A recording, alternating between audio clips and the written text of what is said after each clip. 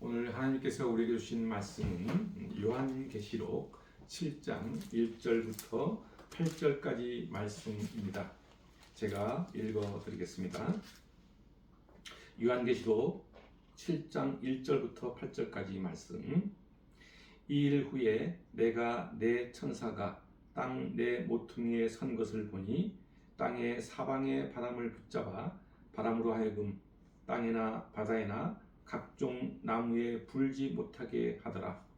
또 봄에 다른 천사가 살아계신 하나님의 인을 가지고 해 돋는 데로부터 올라와서 땅과 바다를 해롭게 할 권세를 받은 네 천사를 향하여 큰 소리로 외쳐 이르되 우리가 우리 하나님의 종들의 이마에 인치기까지 땅이나 바다나 나무들을 해하지 말라 하더라.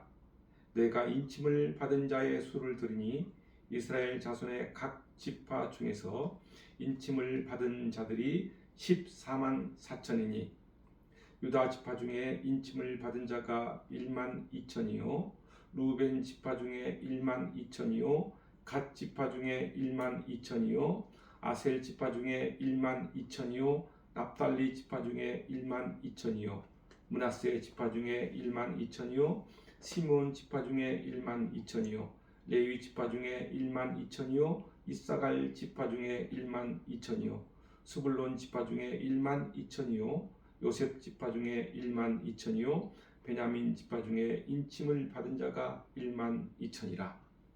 아멘.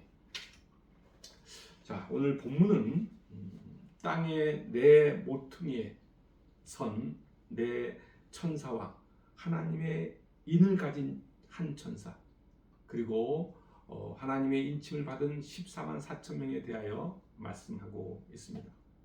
오늘 본문을 좀 더 자세하게 들여다보면은 먼저 1절에서 요한은 네 천사가 땅 네 모퉁이에 서서 사방의 바람이 땅이나 바다나 나무에 불지 못하도록 붙잡고 있는 환상을 봅니다.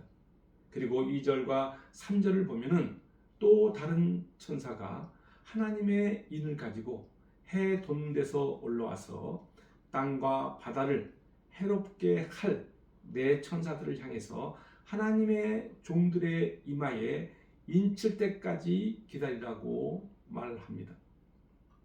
그리고 마지막으로 4절부터 8절까지를 보면은 하나님의 인침을 받은 자들이 이스라엘 12지파에서 총 14만 4천 명이라고 말하고 있습니다.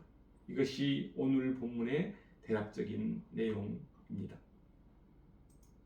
오늘 본문은 인을 가진 천사와 인침을 받은 자에 대하여 언급하고 있는데 여기서 인이란 무엇입니까? 인은 도장을 찍는 것을 말합니다. 그러니까 인을 친다는 것, 즉 도장을 찍는다는 것은 어떤 것에 대한 소유나 보호를 의미합니다. 그리고 인침을 받은 자는 예수를 믿는 하나님의 백성을 말합니다. 다시 말하면 하나님의 백성으로 인침을 받은 자는 하나님의 소유, 즉 하나님의 보호를 받는 것을 의미합니다. 먼저 1절을 보면은 이 일 후에 내가 내 천사가 땅 내 모퉁이에 선 것을 보니 땅의 사방의 바람을 붙잡아 바람으로 하여금 땅에나 바다에나 각종 나무에 불지 못하게 하더라 라고 말하고 있습니다. 요한은 여섯째 인 심판 후에 네 천사가 땅의 네 모퉁이에서 땅의 바람을 붙잡아 그 바람이 불지 못하도록 하는 환상을 봅니다. 여기서 땅의 네 모퉁이란 땅의 사방을 의미합니다. 그리고 바람은 하나님의 심판을 상징합니다. 그러니까 땅의 사방에서 불어오는 바람이란 온 땅에 내려질 하나님의 두려운 심판을 의미합니다. 1절 내용을 다시 쉽게 풀어서 말씀드리면 네 천사들이 이 땅에 내려질 하나님의 심판을 잠시 멈추도록 막고 있습니다. 그렇다면 왜 천사들이 이 땅에 내려질 하나님의 심판을 막고 있는가? 그 대답은 2절과 3절에 있습니다. 2절과 3절을 제가 읽어드리겠습니다. 또 봄에 다른 천사가 살아계신 하나님의 인을 가지고 해 돋는 데로부터 올라와서 땅과 바다를 해롭게 할 권세를 받은 네 천사를 향해서 큰 소리로 외쳐 이르되 우리가 우리 하나님의 종들의 이마에 인치기까지 땅이나 바다나 나무들을 해하지 말라 하더라. 그렇습니다. 하나님께서는 장차 이 땅을 심판하시기 전에 당신 백성의 이마에 도장, 인을 찍음으로써 예수를 믿지 않는 불신자들과 함께 당신의 백성들이 멸망하지 않도록 사전에 구별해서 이 땅에 하나님의 심판이 내려질 때 당신의 백성을 보호하기 위함입니다. 우리는 이 말씀을 들으면서 하나님은 온 세상에 심판을 하시기도 하지만은 당신의 백성을 구별하여 항상 보호하신다는 것을 알 수 있습니다. 그렇습니다. 우리는 죄악으로 가득 찬 이 땅을 하나님이 심판하시지만은 한편으로는 당신의 백성을 보호하시는 하나님이라는 사실을 우리는 성경을 통해 알 수 있습니다. 그 본보기를 성경에 나오는 사건을 통해서 꼽아보면 크게 세 가지 사건을 꼽을 수 있습니다. 그것은 바로 첫 번째 출애굽의 유월절 사건이고, 두 번째는 노아의 홍수 심판이며, 세 번째는 소돔과 고모라 심판 사건을 꼽을 수 있습니다. 첫 번째 출애굽의 유월절 사건입니다. 유월절은 영어로 패스오버입니다. 이 단어는 넘어갔다 라는 의미를 가지고 있습니다. 무엇이 넘어갔느냐 하면은 재앙이 넘어갔다는 말입니다. 하나님께서는 애굽에서 노예 생활하던 당신의 백성인 이스라엘 백성들을 해방시키기 위해서 애굽에 10가지 재앙을 내리는데 그 10가지 재앙 중 마지막 재앙이 바로 장자의 죽음입니다. 이 재앙을 애굽 땅에 내릴 때 하나님께서는 이스라엘 백성들에게 집 문설주와 문인방에 어린 양의 피를 바르게 하심으로써 이스라엘 백성만큼은 그 심판을 면하게 하셨습니다. 다시 말하면 당신의 백성인 이스라엘 백성에게는 장자의 죽음이라는 재앙이 내려지지 않고 그냥 넘어가게 하시도록 그들을 보호하셨다는 말입니다. 그리고 두 번째는 하나님은 죄악으로 가득한 세상을 홍수로 심판하실 때 하나님의 사람인 노아에게 방주를 준비하게 해서 그 방주를 통해 노아를 대홍수 심판에서 보호하셨습니다. 그리고 세 번째는 죄악으로 가득 찬 소돔과 고모라에 대한 심판 가운데서도 하나님은 롯을 보호하시고 구원하셨습니다. 우리는 성경의 이런 사건들을 보면서 하나님께서는 당신의 백성을 보호하시고 구원하시기 위해 미리 도장을 찍는 조치를 취하시는 것은 어쩌면 너무나 당연한 일이라고 할 수 있습니다. 우리는 이러한 사건을 통해 당신의 백성을 잊지 않으시고 보호하시는 하나님의 사랑과 은혜를 다시 한번 깨달을 수 있습니다. 그렇습니다. 하나님은 당신의 백성을 보호하시고 아무도 멸망하지 않도록 오래 참으시는 사랑의 하나님이십니다. 이런 하나님을 베드로는 오래 참으시는 분이라고 표현했습니다. 베드로서 3장 9절 말씀입니다. 주의 약속은 어떤 이들이 더디다고 생각한 것 같이 더딘 것이 아니라 오직 주께서는 너희를 대하여 오래 참으사 아무도 멸망하지 아니하고 다 회개하기에 이르기를 원하시느니라. 그렇습니다. 하나님이 오래 참으시는 이유는 아무도 멸망하지 않고 모두 회개에 이르기를 원하시기 때문입니다. 그런데 우리가 여기서 분명히 깨달아야 할 것이 있습니다. 인간이 거듭 죄악을 선택하고 그 길로 걸어갈 때 하나님은 그 사람을 죄악의 손에 넘겨주시고 그냥 내버려 두십니다. 그리고 하나님은 그 죄악된 인간에 대한 심판을 유보하시기까지 합니다. 그러나 하나님께서는 더 이상 돌이킬 여지가 없이 불순종하는 자들에게는 멸망의 심판을 예고하십니다. 하나님께 불순종한다는 것은 하나님을 주인으로 인정하지 않고 살아가고 있다는 이야기입니다. 이런 사람은 하나님 말씀이 아닌 자기 뜻과 자기 욕심으로 살아가는 자들이라고 할 수 있습니다. 세속적인 삶을 살아가는 사람들입니다. 세속적인 삶이 무엇입니까? 그것은 이 땅에서의 삶이 전부라고 생각하고 인간적인 욕망을 따라 이 땅의 것에 집착하며 자기 중심적인 삶을 살아가는 것을 말합니다. 자신의 욕구를 채우기 위해 급급한 인생을 말합니다.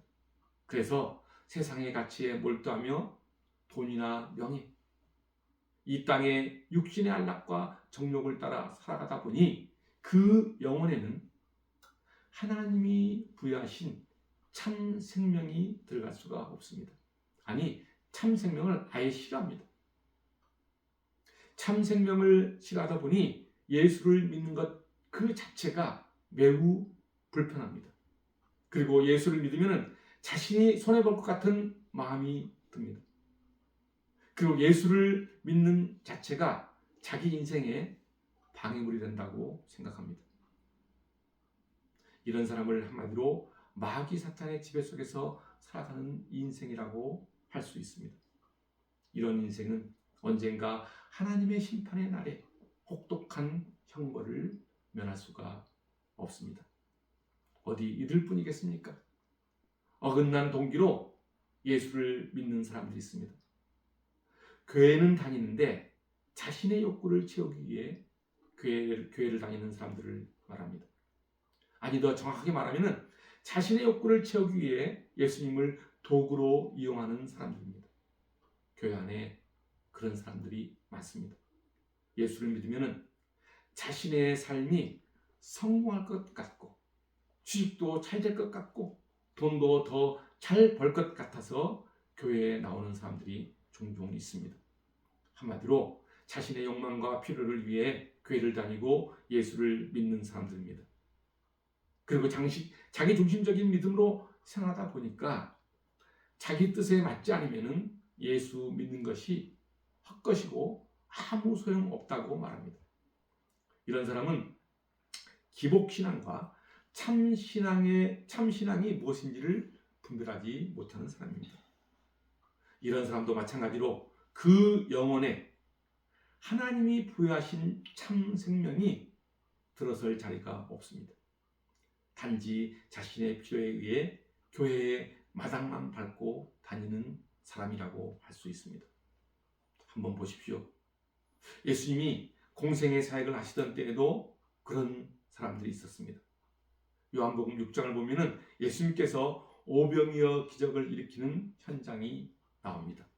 요한복음 6장 8절부터 15절까지를 제가 읽어드리겠습니다. 제자 중 하나 곧 시몬 베드로의 형제 안드레가 예수께 여짜오되 여기 한 아이가 있어 보리떡 5개와 물고기 2마리를 가지고 있나이다. 그러나 그것이 이 많은 사람에게 얼마나 되겠사옵나이까. 예수께서 이르시되 이 사람들로 앉게 하라 하시니 그곳에 잔디가 많은지라 사람들이 앉으니 수가 5,000명쯤 되더라. 예수께서 떡을 가져 축복하신 후에 앉아있는 자들에게 나눠주시고 물고기도 그렇게 그들의 원대로 주시니라. 그들이 배부른 후에 예수께서 제자들에게 이르시되 남은 조각을 거두고 버리는 것이 없게 하라 하시므로 이에 거두니 보리떡 5개로 먹고 남은 조각이 12바구니에 찼더라. 그 사람들이 예수께서 행하신 이 표적을 보고 말하되 이는 참으로 세상에 오실 그 선지자라 하더라. 그러므로 예수께서 그들이 와서 자기를 억지로 붙들어 임금으로 삼으려는 줄 아시고 다시 혼자 산으로 떠나가시니라. 예수님이 공생의 사역을 하시던 어느 날 예수님의 말씀을 듣기 위해 5천 명의 군중들이 모였습니다. 이들에게 먹을 것이 없자 예수님은 이들에게 보리떡 5개와 물고기 2마리로 장정 5천 명을 배불리 먹이시는 기적을 행하십니다. 이것이 오병이어 기적 사건입니다. 이런 기적을 체험한 무리들은 예수님을 왕으로 모시기로 작정합니다. 이 사실을 알게 된 예수님은 그 무리들을 피해 어디로 갑니까? 홀로 산으로 가십니다. 이 말씀이 우리에게 주는 교훈은 무엇이죠? 곧 물질적인 욕구를 충족시키려는 동기를 가지고 예수께 나와서는 안 된다는 말입니다. 물질적 욕구가 예수님을 따르는 동기가 된다면 떡을 먹고 배부른 무리처럼 잠시는 만족할 수 있습니다. 상당 기간 예수님께 호의를 가지고 예수를 따를 수도 있습니다. 그러나 그 동기가 변하지 않는다면 결국 걸려 넘어지게 되어 있습니다. 하나님께서 우리에게 주시고자 하는 가장 귀한 선물이 무엇입니까? 그것은 바로 영생입니다. 그리고 그 영생은 바로 예수 그리스도입니다. 그리스도인들은 생명의 떡이신 예수를 믿음으로 먹고 마시기를 힘써야 합니다. 그런데 예수님의 이적을 체험한 무리들은 어떠했습니까? 그들은 자신의 욕구를 채우기 위해 예수님을 이용하려 했던 것입니다. 오늘날도 마찬가지입니다. 예수를 믿는다는 사람 중에 많은 사람이 자신의 욕구를 채우기 위해 그리고 자신의 필요를 위해 교회를 다니고 예수를 믿는 사람들이 있습니다. 예수를 믿는 믿음보다는 자신의 질병을 고쳐달라고 또는 내 사업이 잘되게 해달라고 또는 세상의 성공이나 명예를 얻기 위해 예수를 찾는 사람들이 많습니다. 그런 신앙은 기복 신앙입니다. 기독교의 신앙이 아닙니다. 한마디로 예수를 자신의 필요에 의해 도구로 이용하는 신앙이 바로 기복 신앙입니다. 참 신앙이 아닙니다. 그러나 진정으로 예수를 믿는 사람은 어떻습니까? 그렇습니다. 자신을 주님께 굴복시키는 사람입니다. 오늘 본문 4절부터 8절까지를 보면 하나님의 인침을 받은 14만 4천 명의 사람들을 열거하고 있습니다. 이들은 하나님의 신실한 백성을 상징합니다. 이들은 믿음으로 구원받은 하나님의 백성과 교회를 의미합니다. 이런 사람은 하나님을 왕으로 고백하는 하나님의 언약 백성입니다. 그러기에 이들은 육신의 욕구를 충족시키기 위해 신앙생활을 하지 않습니다. 자신의 욕망이나 자신의 필요를 위해 교회를 다니지 않습니다. 우상을 숭배하지 않습니다. 이런 사람은 오직 예수 그리스도를 나의 주인으로 모시고 주님의 뜻에 굴복하며 그분의 영광을 위해 살아가는 사람들입니다. 이런 사람이 바로 하나님의 인침을 받은 자입니다. 하나님은 이렇게 당신의 소유로 인침을 받은 자들을 멸망하지 않도록 보호하시고 그들에게 은혜를 베푸신다는 사실입니다. 그렇습니다.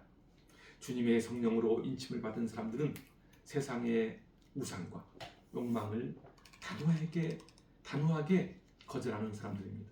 그리고 하나님은 성령으로 인친 당신의 백성을 모든 시련과 어려움으로부터 안전하게 보호해 주신다는 사실을 알고 있습니다. 사랑하는 성도 여러분 모두가 예수 그리스도를 나의 구주로 모시고 그분의 뜻에 따라 살아가는 영적으로 인침을 받는 하나님의 소유자, 하나님께 속한 자가 되시기를 바랍니다. 모두가 그렇게 될 줄 믿습니다. 그래서 하나님의 인침을 받아 하나님의 보호 속에서 영생을 누리는 여러분의 삶이 되시기를 주님의 이름으로 축원드립니다. 기도하겠습니다.